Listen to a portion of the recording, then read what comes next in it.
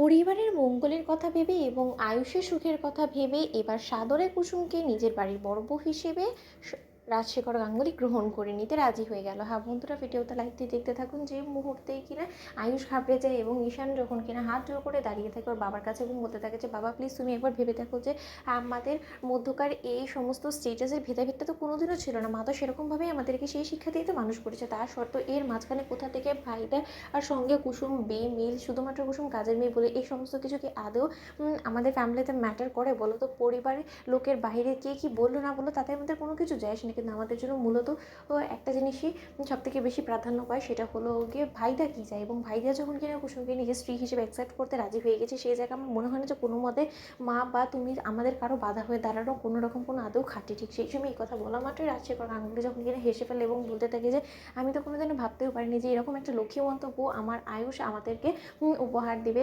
ইন্দ্রাণী আর কোনো রকম কোনোভাবে মানা করবেন না যদি আমি ইন্দ্রাণীকে বলি, কিন্তু তার শর্ত আয়ুষ তুমি আমাদের কাছ থেকে এই গোটা বিষয়টা লুকিয়ে কিন্তু একদম ঠিক কাজ করোনি। ঠিক সেই সময় এই এক পর্যায়ে আনন্দে আত্মহারা হয়ে যায় যখন কিনা আয়ুষ এবং ঈশান। ঠিক সেই সময় আয়ুষ বলতে থাকে যে কিন্তু কুসুম কুসুম কোথায় গেল। ঠিক সেই সময় রাজশেখর গাঙ্গুলি বলতে থাকে যে কুসুম এখান থেকে ভয়ে পালিয়ে গিয়েছে, কারণ ওর মধ্যে একটা ভয় কাজ করছে যে ও আমাদের বাড়ির কাজের মেয়ে এবং তার জন্য ও সাহস করছে না কোনো মতে তোমার প্রস্তাবটা অ্যাকসেপ্ট করতে। আমি কুসুমকে রাজি করিয়ে নিয়ে আসছি। ঠিক সেই সময় রাজশেখর গাঙ্গুলি যখন কিনা কুসুমের কাছে গিয়ে কুসুমকে বলতে থাকে যে কুসুম আমার ছেলে তোমাকে বিয়ের প্রস্তাব দিচ্ছিল, তোমাকে ভালোবাসা নিবেদন করেছে, সেই জায়গায় তুমি আমার ছেলেকে প্রত্যাখ্যান করো কোন সাহসে বলো তো? তুমি ভুলে যাও না যে আমরা কিন্তু মালিকপক্ষ এবং মালিকপক্ষ যা হুকুম করবে সেটা তোমাকে মাথা পেতে নিতে হবে।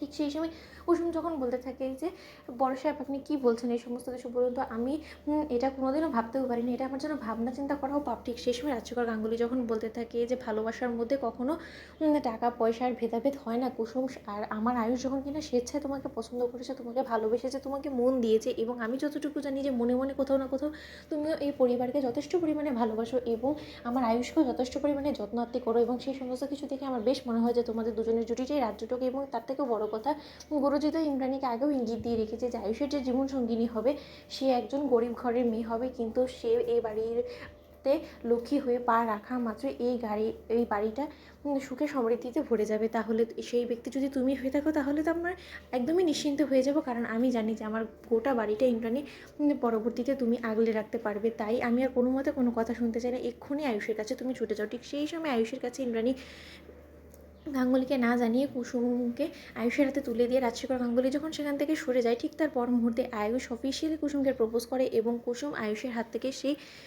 ভালোবাসাটা অ্যাকসেপ্ট করে আয়ুষের হাত ধরে কুসুম যখন কিনা বলতে থাকে যে ছোটো হিসেবে আমি আপনাকে বিয়ে করতে রাজি আছি। তো বন্ধুরা লাইক শেয়ার করে সাবস্ক্রাইব করতে ভুলো না।